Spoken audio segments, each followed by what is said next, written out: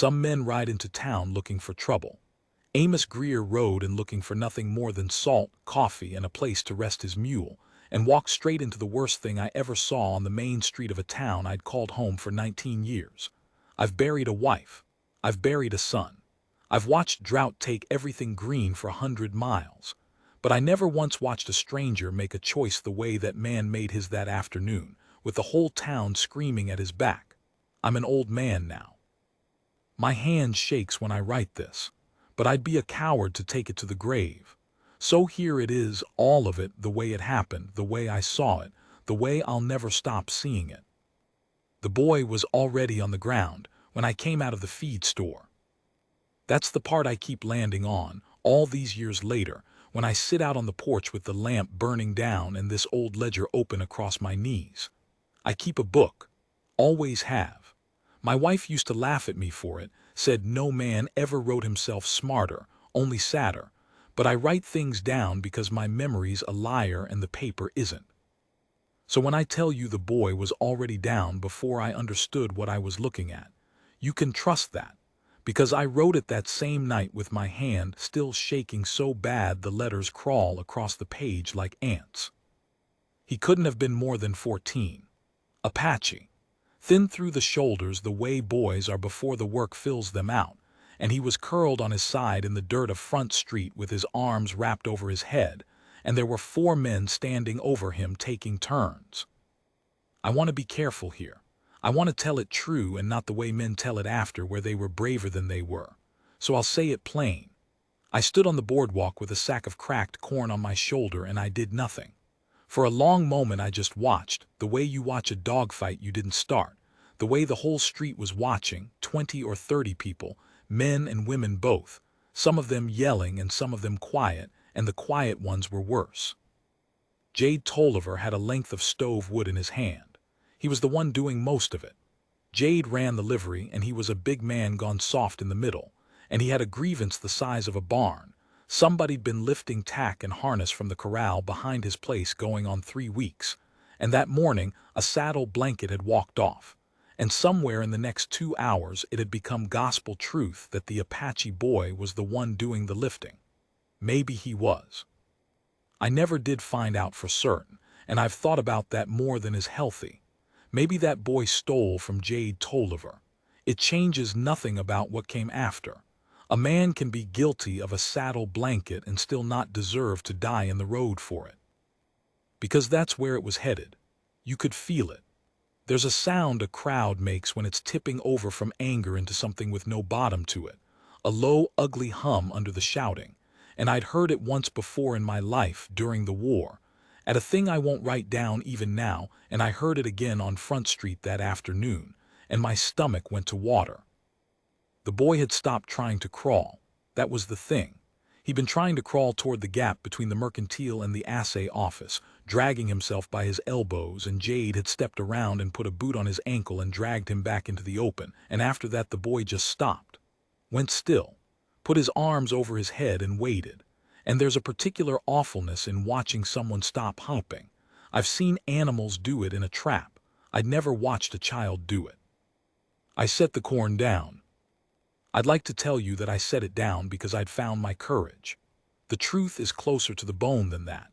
I set it down because I was about to be sick, and a man doesn't want cornmeal in the dirt mixed with what his fear's about to bring up, and that's the entire heroic content of my decision in that moment.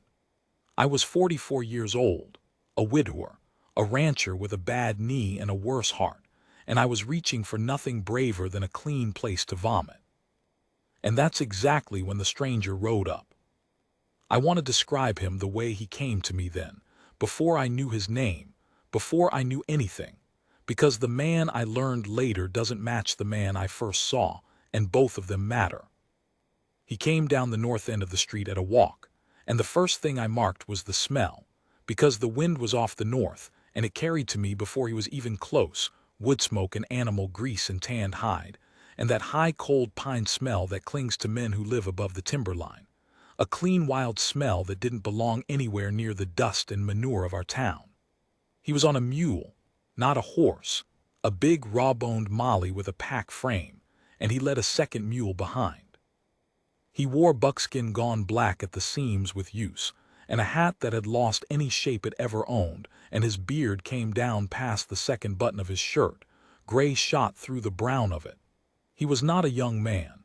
I put him near 60, but it was the kind of 60 that's made of rawhide and not much give. He stopped his mule at the edge of the thing. And here is what I'll never forget and what I've turned over 10,000 times. He didn't ride up shouting. He didn't haul a gun. He sat there on that mule for the space of maybe 3 breaths, and he looked. His eyes went over the whole street, the 4 men, the boy in the dirt, the wood in Jade's hand, the crowd, all of it slow, the way a man reads a river before he crosses it. He was figuring the current. I understand that now. He was an old man who'd lived alone in dangerous country for 40 years, and he had not survived it by being a fool. And what he was doing in those 3 breaths was the oldest arithmetic there is. How bad is this? And how bad will it be for me? And is there a way through that doesn't end with my own blood in the road? I watched him do that arithmetic. I watched him come to the answer. And then he got down off the mule. He got down slow, on the side away from the crowd, like his knees pained him, and they probably did. He looped the lead over the hitch rail in front of the bank, taking his time about the knot, and the crowd had half noticed him by now, faces turning, the hum of them shifting register. And he walked into the middle of Front Street with his hands empty and open at his sides, and he walked right up to where Jade Tolliver stood over the boy with that stick of stove wood, and he stopped close, too close, closer than men stand who mean to talk, and he said something I couldn't hear from the boardwalk. Jade said something back, loud. The whole street heard Jade. None of your goddamn business, that's what it is. The stranger said something again, low. And Jade swung the stove wood at his head. I have to slow down here, because what happened next happened faster than I can write it, and if I rush it I'll get it wrong, and I've spent too long getting other things wrong to do that now. The old man didn't dodge the swing. That's the part. A younger man might have ducked, might have skipped back, and the swing would have missed and Jade would have stumbled, and it would have turned into the kind of brawl that ends with both men in the dust and somebody's nose broke and everybody embarrassed. The old man didn't do that. He stepped into it. He came forward inside the arc of the wood, so it caught him across the meat of the shoulder instead of the temple, and I heard the crack of it from where I stood and felt it in my own teeth, and then his hands were on Jade. I don't have the words for how fast it was. I'm a cattleman. I've seen strong men handle stock, seen them throw a steer, and there's a thing the very best of them have where their whole body becomes one motion with no waste in it. The old man had that. He took the stove wood out of Jade's hand the way you take a spoon from a baby, and he turned Jade by the shoulder and the collar, and he put him down on his face in the road, and he had a knee in the small of Jade's back, and it was over, and Jade Tolliver, who outweighed him by 60 pounds, was eating dirt and bellowing, and the whole thing had taken less time than it's taken you to read about it. The other 3 men were on him then. And here's the thing that the town never told right after, in the saloon and the church and over 100 suppers. The town told it like the mountain man fought them all off, like some kind of bear-killing legend, and that's not what happened. What happened is that he let them hit him. He didn't get up off Jade. He didn't turn to fight the other 3. He stayed down there with his knee in Jade Tolliver's back and his own back curled over the boy. Over the boy, you understand. He put his own body in the gap between the boy and the boots, and he took it. Carl Reedy kicked him in the ribs. The Mayhew brothers had their fists. One of them got a rock, or a bottle, I never knew which, and laid the old man's scalp open above the ear so the blood came down the side of his face in a sheet, and the old man did not get up and he did not fight back and he did not let go of the boy.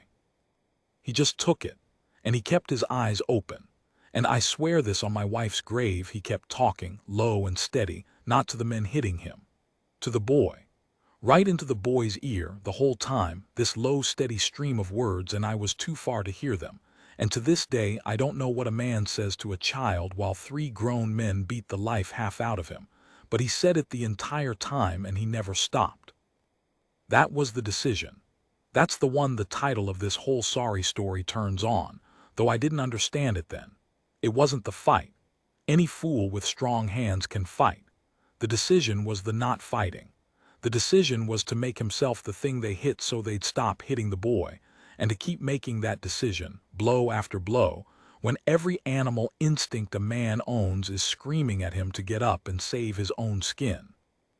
I have never in my life seen anything braver, and I have never in my life been more ashamed, because I was still standing on that boardwalk with my empty hands hanging at my sides. It was Doc Ferris who broke it, not me. I want that on the record too, because it's a sin of mine and I'll own my sins on this paper if nowhere else. Doc came out of his office 2 doors down with the old Greener 10 gauge. He kept behind the door, and he was a small man and a drunk and not much loved. But he put both barrels in the air and touched one off, and the boom of it slapped off the false fronts of every building on the street and went rolling out into the desert, and everything stopped. The Mayhew brothers stepped back. Carl Reedy stepped back, breathing hard, his knuckles split.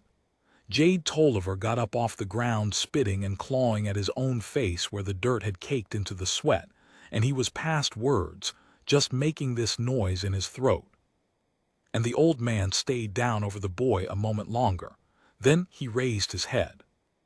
I saw his face for the first time then clear. One side of it was a mask of blood from the scalp wound. His lip was burst. There was already a swelling coming up under his eye that would close it by nightfall. And his expression, I've spent 19 years trying to name his expression and I can't quite. It wasn't anger. It wasn't fear.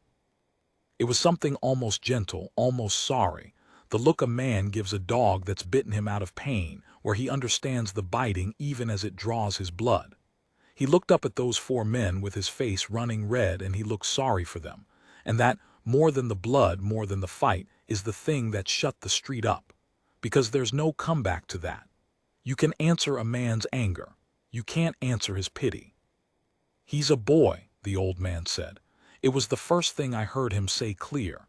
His voice was wrecked and quiet and it carried anyhow.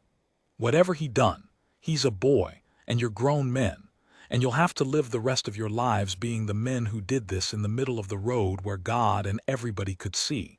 I wouldn't trade places with a one of you." Nobody said anything. "Somebody help me get him up," the old man said.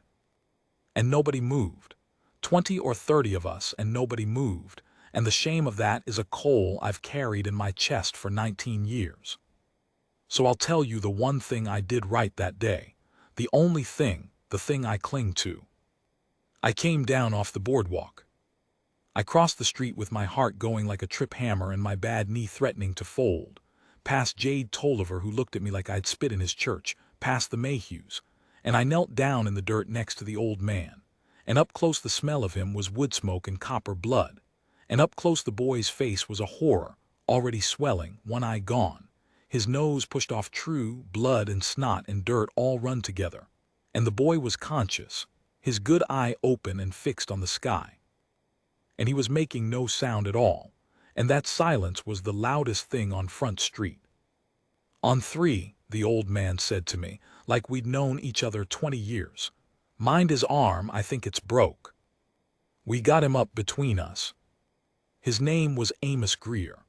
I'd learned that later, at my own kitchen table, with a basin of pink water between us and a needle in my hand, because Doc Ferris's hand shook worse than mine. But I didn't know it yet as we carried the boy off Front Street, and I didn't know the boy's name, and I didn't know that by carrying him, I'd hung a thing around my own neck that I'd wear the rest of my days. Here's what I knew. I knew the crowd parted for us sullen, not a one of them offering a hand, and I knew that as we passed, a woman, Eula Brandt, who taught the Sunday school, who'd brought a pie to my wife's funeral, a good woman by every measure this town had said in a voice meant to be heard, "You'll regret that, Tom Hadley." Not to Amos, to me. The stranger she'd never see again, but me she'd see at the mercantile and the church, and the cattle sales for the rest of our lives, and she wanted me to know the account was open. I knew that the boy weighed almost nothing, and that frightened me more than anything, that a near-grown boy could weigh so little. I knew that as we got him into the bed of my buckboard, the old man's legs nearly went out from under him, and he caught the side rail and stood there a second breathing through his teeth with his ribs surely cracked, and he looked at me with his one good eye and his bloody beard, and he said the strangest thing. He said, "You didn't have to come down off that walk. I want you to know I marked it." And I, God help me, started to cry. 44 years old in the middle of the street, with the whole town watching, and I cried like the boy wouldn't, the tears cutting clean lines down through the dust on my face, and Amos Greer reached out one battered hand and put it on my shoulder, the same shoulder Jade's stove wood had nearly broken on him not 10 minutes before, and he didn't say anything else. He just left his hand there till I got hold of myself. Then we climbed up onto the seat, the two of us, with the boy in the bed behind, and I took up the lines, and I drove us out of town toward my place with the sun going down red over the dragoons and the whole street watching us go. I didn't look back. I've wondered since if that was cowardice or wisdom. I think now it was neither.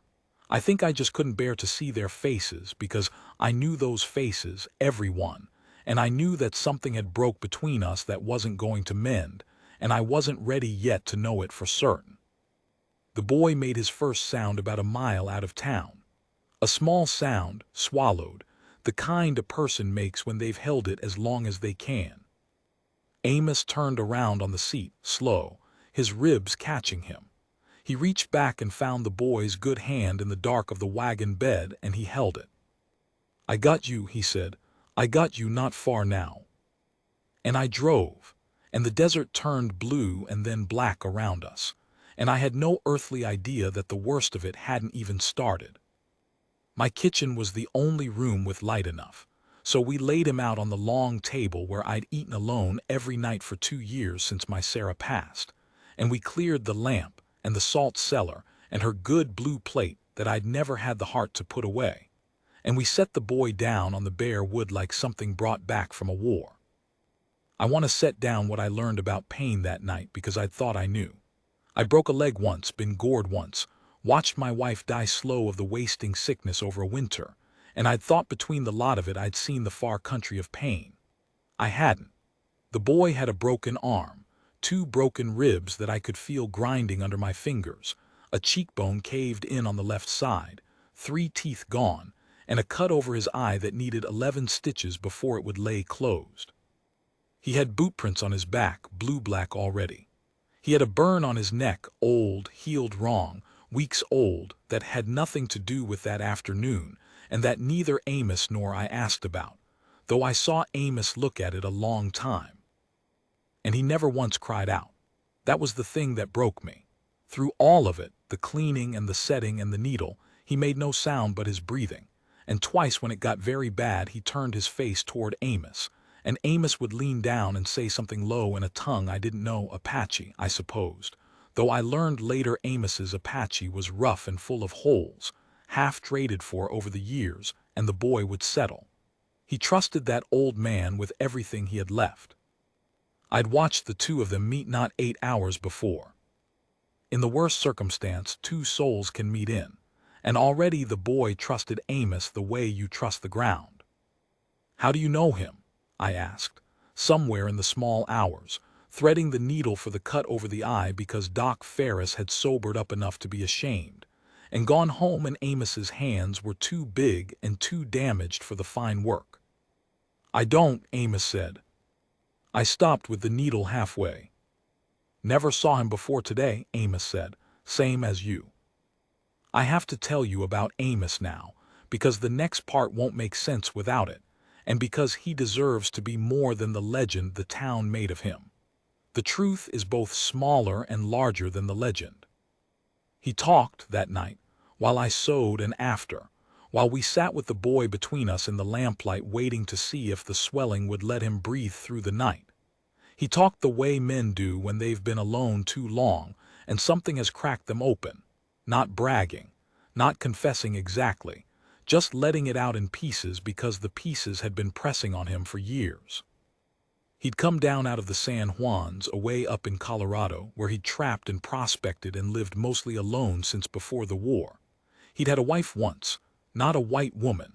A Ute woman, he said, and he said the word wife and then sat quiet a long while and I didn't push.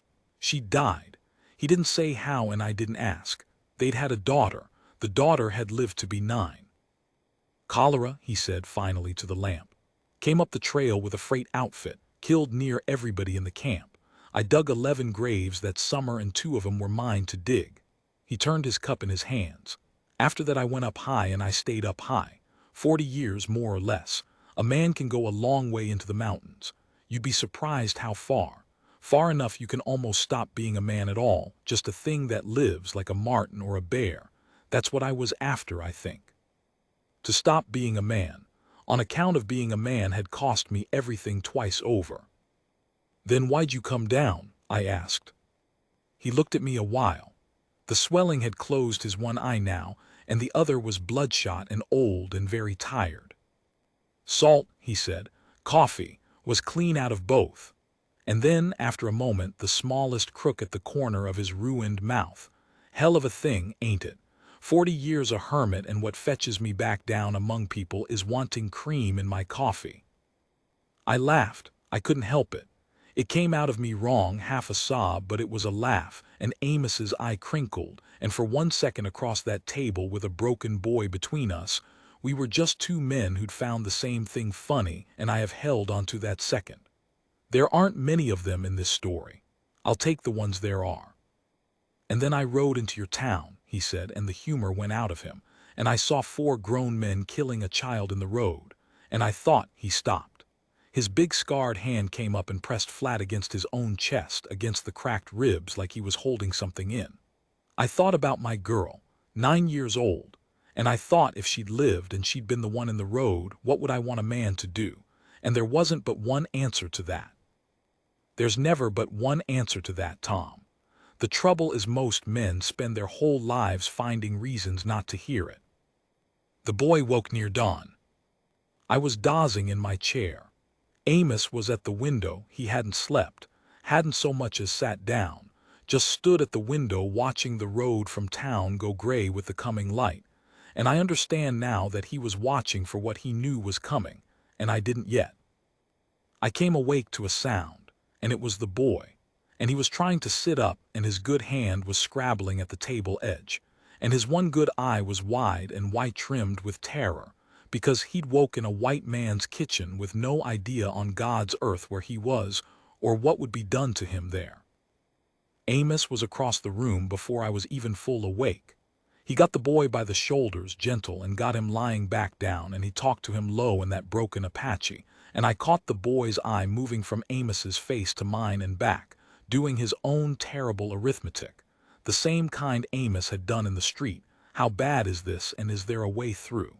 And whatever he saw in Amos's face, he believed it. He lay back. He let his eye close. But his good hand found Amos's sleeve and gripped it and would not let go. And Amos sat down on the edge of the table and let himself be gripped. He got a name? I asked. Amos asked him in Apache. The boy answered, barely a breath. Says they call him Tsena, Amos said. Says it means rock, or near to it. I don't know enough to be sure. He looked down at the boy. Reckon it fits. I never seen a soul take a beating like that and not cry out. He's rock all the way through. Where's his people? I said. He's gotta have people. And that was the question that turned everything. Because Amos asked it, and the boy's face changed when he heard it, and the change was the worst thing I'd seen yet, worse than the boot prints, worse than the silence under the needle. His face just fell, went empty, and then filled up with something a child's face should never have to hold. And he talked then for a long time, in a thin, cracked whisper, and Amos listened with his head bent down close, and I watched Amos's face go gray and old as he listened, and when the boy finished, Amos sat very still for a long while before he could bring himself to tell me. The boy's people were dead, not all the Apache, his band, his family. There'd been a thing some weeks back up near the agency line, what the territorial paper had called an engagement, And what Amos, when he finally said it, called by its right name, which was a slaughter. The army and some volunteers. The boy had run. He'd been running ever since. The burn on his neck was from a brand that a rancher up north had put on him when he'd caught him stealing food, branded him, like stock, and turned him loose. And he kept running south, alone, 14 years old, living off what he could lift from corrals and gardens and clotheslines, which is what had brought him in the end to the back of Jade Tolliver's livery and a saddle blanket and front street. He's been alone, Amos said. His voice had gone to gravel. 6 weeks. Walking and stealing and hiding 6 weeks since he watched his mother. He stopped. He didn't finish it. He put his big hand on the boy's head, careful of the stitches, and the boy let him, and I had to get up and go stand at the window myself because I couldn't let either of them see my face. That was when I saw the dust on the road. 3 riders coming from town, still a ways off but coming steady, and behind them more, a wagon, maybe 2, more riders. A party. Coming up my road in the first light with the deliberateness of men who have decided something in the night and waited for dawn to do it. Amos, I said. He was already beside me. He'd known. He'd been waiting for it. He looked out at the dust with his one good eye and he nodded slow, like a man confirming a thing he'd told himself. "How many you make it?" he said. 7, 8, there's more behind. He nodded again. Then he turned and looked at the boy on the table, and then he looked at me, and I watched him do the arithmetic one more time, the old arithmetic, the river reading, and I watched him come to an answer, and the answer put a stillness over him that frightened me more than the dust on the road. "Tom," he said, "I'm going to ask you something and I want you to think on it before you answer, because the answer's going to cost you, and I got no right to ask it of a man I've known one night." "Ask it," I said. "They're not coming for me," Amos said. "Understand that, they're coming for him. I'm a stranger, I'll ride out, they don't care a damn about me once I'm gone. It's the boy they want, to finish it. Maybe to hang it legal looking, maybe not so legal, but to finish it." He held my eye. "I can put him on the spare mule and go up into the dragoons and they'll not catch us, not in that country, not me. I've spent my life in worse. We'll be gone before they're off your road." "Then go," I said. "Go now, why are you?" "Because if I take him out that back door," Amos said, "they'll know you helped. And they'll know I went up into the high country, and they'll know there's only the one of you here alone on this place. And these are not forgiving men, Tom. You saw that yesterday. That woman in the street meant what she said to you.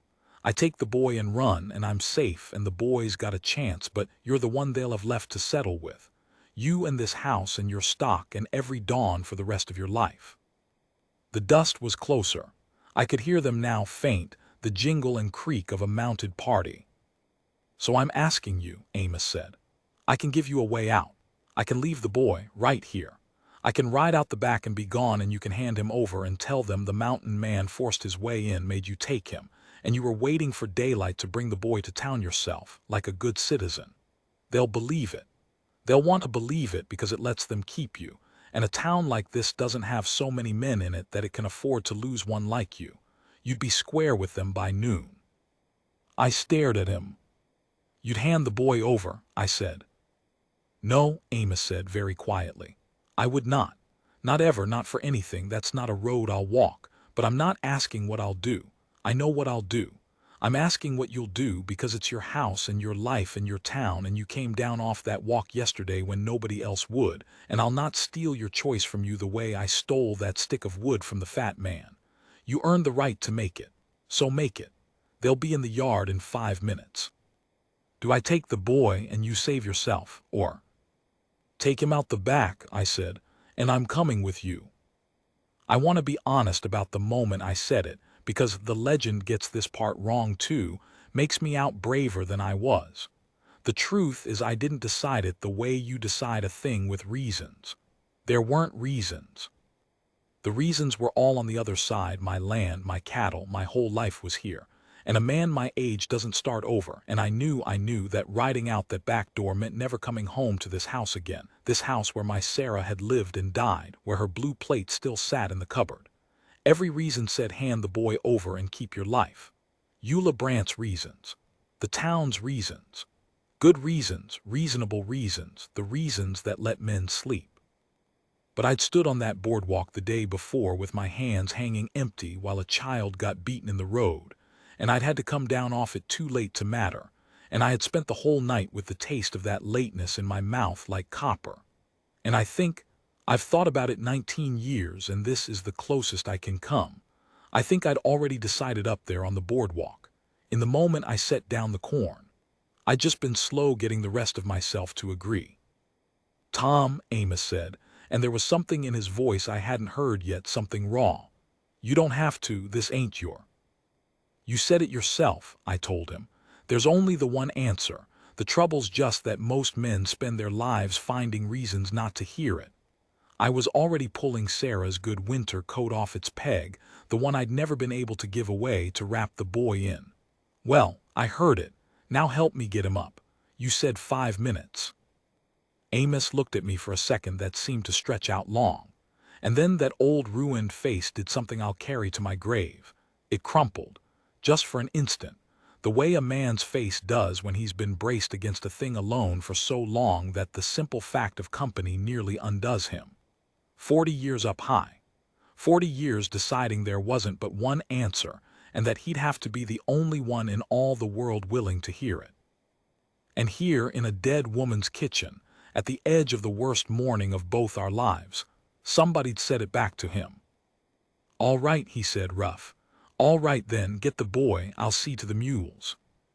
We had the boy wrapped and out the back and up across the saddle of the spare mule, Amos steadying him, me steadying Amos, when we heard the first of them come into the yard out front. We heard Jade Tolliver's voice, big and ugly in the morning quiet, calling my name. Tom Hadley. Tom Hadley, you come on out here and bring us that thievin' Apache, and there's no more need be said about it. Amos looked at me across the mule's back. Last chance, he said softly. You walk back in that house, it's not too late. I'll be gone, they'll never know. I took up the lead of my own horse and I climbed into the saddle, my bad knee screaming, the cold morning air sharp in my lungs, and I looked one last time at the back of my own house, Sarah's house, the only home I'd ever made, and then I looked away from it north, toward the mountains going gold in the new sun. Quit asking me, I said. We're burning daylight. And we rode out the back of my place into the rocks with a beaten boy between us and 8 armed men in my front yard. And somewhere behind us, Jade Tolliver's voice rose up into a roar when they kicked in my door and found the house empty and the kitchen table still wet with a boy's blood. And we did not look back. And we went up into the high country, where Amos Greer had spent his whole life learning to disappear. I'd lived in the shadow of the dragoons for 19 years and I'd thought I knew them. I knew nothing. I knew the easy lower draws where I ran my cattle in summer, the springs and the grass, the front porch of those mountains. Amos took us into the back rooms. He took us up game trails I'd have sworn weren't trails at all, across slick rock where the mules left no track, through a slot canyon so narrow my knees brushed both walls, into a country of standing stone and twisted juniper, where the wind never stopped talking, and the silence underneath it was older than anything I had words for. He never hesitated. 40 years in worse country than this had built a map inside the man that didn't need eyes. Twice we heard the posse below and behind us, a shot once far off, fired at nothing, at frustration, and both times Amos just put a hand up and we stopped, and we waited in the rocks like the rocks themselves until the sound was gone, and then we went on. They never got close. They were town men, livery men, shopkeepers, and these were not their mountains, and Amos read that as surely as he'd read the street. The boy rode lashed to the mule the first day, fevered in and out. The second day he was clearer, and around noon he asked through Amos to be untied, and to ride sitting up, and we did that, and I watched a thing happen that I didn't have the wisdom then to name but that I think on often now. As we climbed up out of the desert into the high broken country, the boy changed. Not the broken body that would take months and never come all the way right. He'd carry that cheekbone and that arm crooked for the rest of his life. What changed was something behind the eyes. Down in the flat, in the town, in the road, he'd had the look of a hunted thing. Up here, in the rock and the wind, with the great empty country falling away below us, he came back into himself a little. This was country his people had known. He sat his mule looking out over 100 miles of it, and his ruined face was almost peaceful. And Amos saw it too, and the two of them shared a look that I had no part in and wanted none. A look between people who knew, in their bones, what it was to be made small and to find themselves again in big country.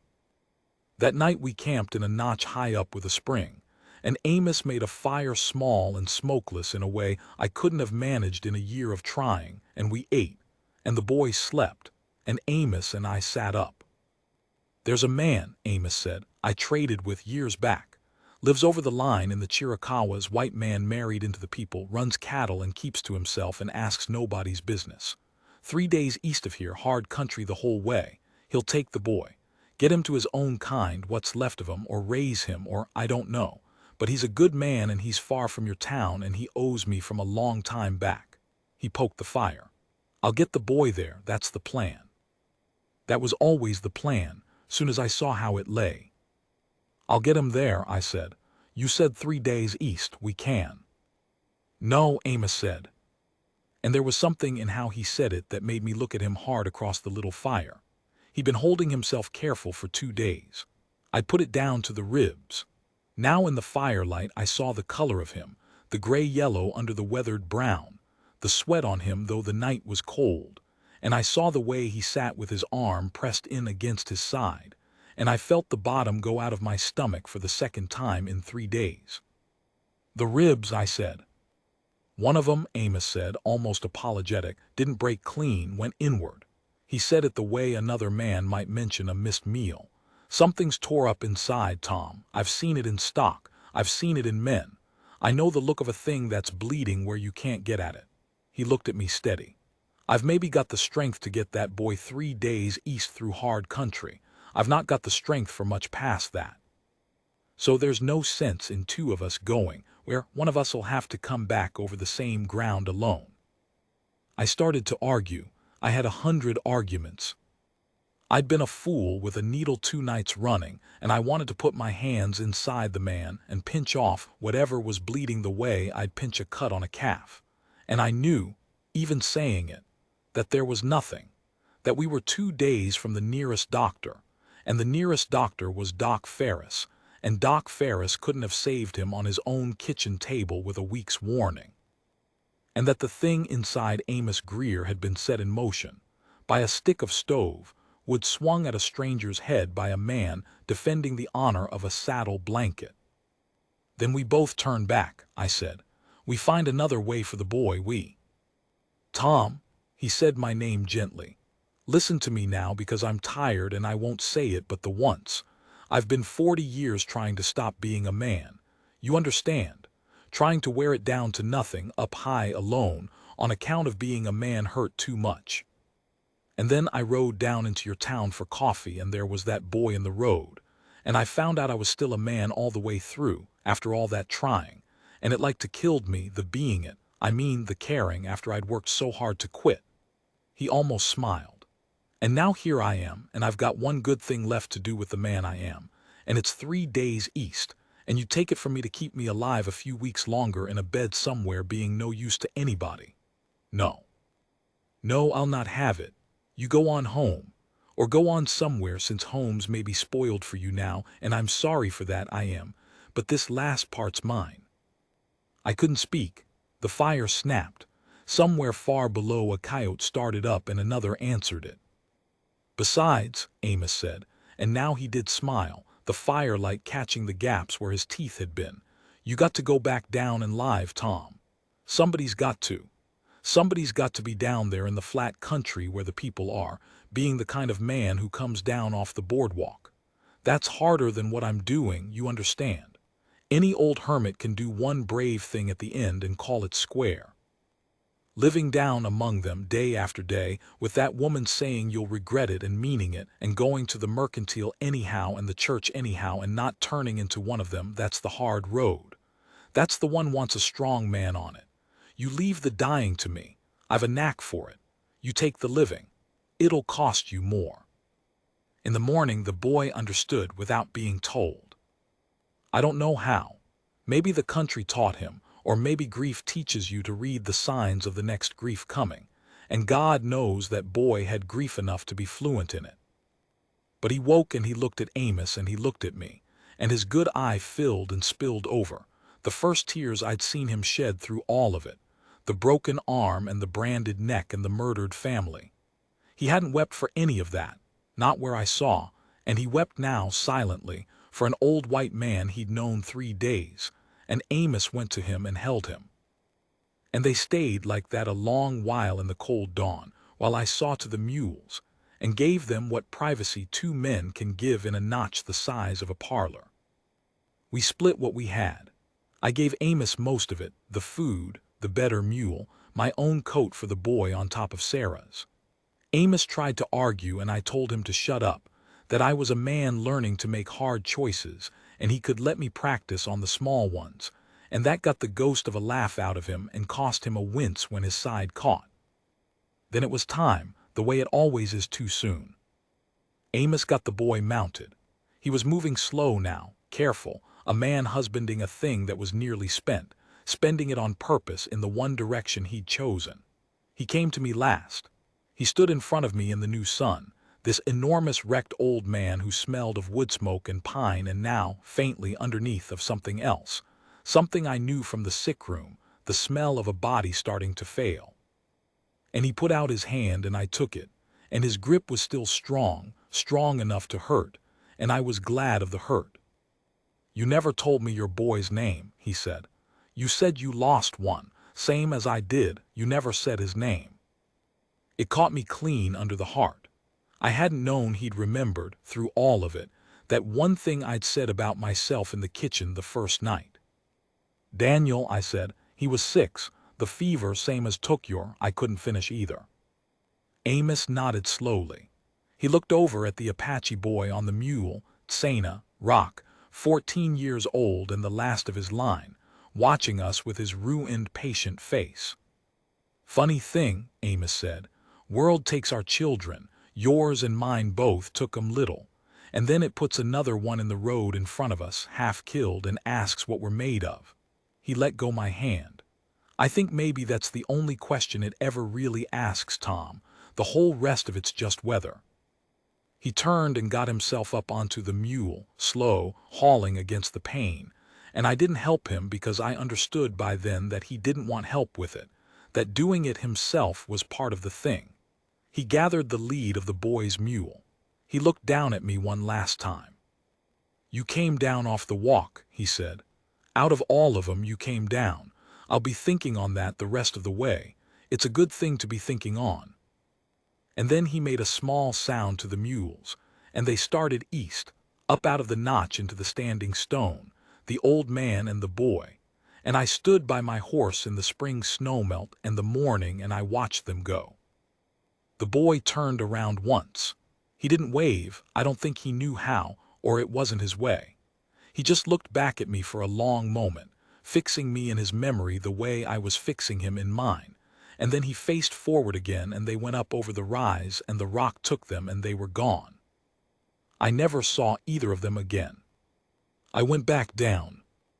It took me the better part of 3 days alone, and they were the longest days of my life, and somewhere in the middle of the second one, high on a ridge with the whole world spread out below me, I stopped my horse and I got down and I sat on a rock and I cried until I was empty. For Amos, for the boy, for Sarah, for my Daniel dead 20 years, for all of it at once, the way grief comes sometimes not in lines but all in a heap. And then I got up and got back on my horse and went on down, because Amos had given me the living to do and I meant to do it. I'll tell you what I came down to, since you've come this far with me. My door was kicked in and my house was robbed and somebody'd taken a torch to my hay, but the rain had got it before it caught the barn, which I count the only luck in the whole business. Half my cattle were scattered, and a quarter of them never did turn up. Eula Brandt crossed the street when she saw me coming, so as not to share a boardwalk with me, And she was not the only one. And for the better part of a year, I bought my goods cold and sold my beef at a discount and ate my suppers alone with no one but the dead for company, which was nothing new. But here is the thing Amos was right about, the thing I didn't believe him on until I'd lived it. The hard road was the right one. I stayed. I went to the mercantile when they didn't want me there. I went to church and sat in my pew and let them not speak to me. I did not turn into one of them, and I did not run, and I did not pretend the thing hadn't happened or that I was sorry for it. And slow, so slow you couldn't see it day to day, only year over year, the town remembered how to share a boardwalk with me. Not all of them. Jade Tolliver went to his grave hatting me, and I went to his funeral anyway and stood in the back. But the young ones grew up. And some of the young ones grew up having heard the story, the real one. I made sure of the real one. I told it at every chance to anyone who'd hold still. About the day, a mountain man rode into town for coffee and saw a child being killed in the road and got down off his mule. That story did more good in that town over 20 years than I ever did with my own 2 hands. A story will go places a man can't. It got into people.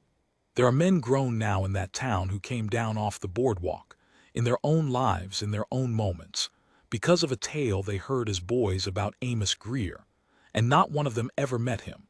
And that is a kind of life after death that I think would have embarrassed the old hermit terribly, and that he earned all the same. I never learned for certain if he made it the 3 days east. I want to tell you he did. I've told myself he did 10,000 times, that he got the boy to the man in the Chiricahuas, and the boy was taken in, and the boy lived. And somewhere out there, an old Apache man with a crooked arm and a caved cheek has children and grandchildren who know they exist because a stranger bled to death getting their grandfather over 3 days of hard country. I believe it the way you believe the things you can't bear the other version of. I have no proof. The mountains don't give up their dead or their secrets, and I never went back up to look, because some things you leave where they lie. But I'll tell you the one piece of evidence I have, and then I'll stop, because the lamp's near out and my hand's about done. 11 years after, a man came through town, a trader, Mexican, going north with mules. He stopped at my place to water, and we got to talking the way you do, and somewhere in it he mentioned he'd come up from the Chiricahua country, and something turned over in my chest, and I asked him, careful, did he know of a white man down there, married into the people, kept to himself, ran cattle? And the trader said sure, he knew the place, and there was an old white man and his Apache family, and they were known down there for one thing especial. They never turned anybody away. Anybody come to that place hungry or hunted or hurt, the trader said they took them in, no questions, every time, even when it cost them, even when it was dangerous, which down in that country in those years it often was. It was a known thing. It was the thing that family was for. And the one who insisted on it hardest, the trader said, the one who'd taken a wounded stranger over the other's good sense every single time, was a younger man with a crooked arm and a bad cheekbone who'd been taken in himself, once, long ago, as a boy. I didn't say anything. I thanked the trader, and I watered his mules, and I watched him go on north, and then I went and sat on my porch, this same porch, and I got out this same book, and I wrote it down, the way I write everything down, because my memory's a liar and the paper isn't. A wounded stranger over their good sense, every single time. He came down off the boardwalk, that boy. He spent his whole life coming down off it. So did Amos, so once did I. I don't suppose there's a better thing to spend a life on, when you come down to it, though it cost every one of us nearly everything we had. I'm an old man now, and I've had a long time to weigh it, and that's my final accounting, for whoever finds this book when I'm gone. The world will put a half-killed child in the road in front of you. It always has. It always will. And it will give you every good reason to keep walking. And then it waits to see what you're made of. The whole rest of it is just weather. I hear them out there some nights still, the 2 of them, going up over the rise into the rock. I know it's only the wind. I know that.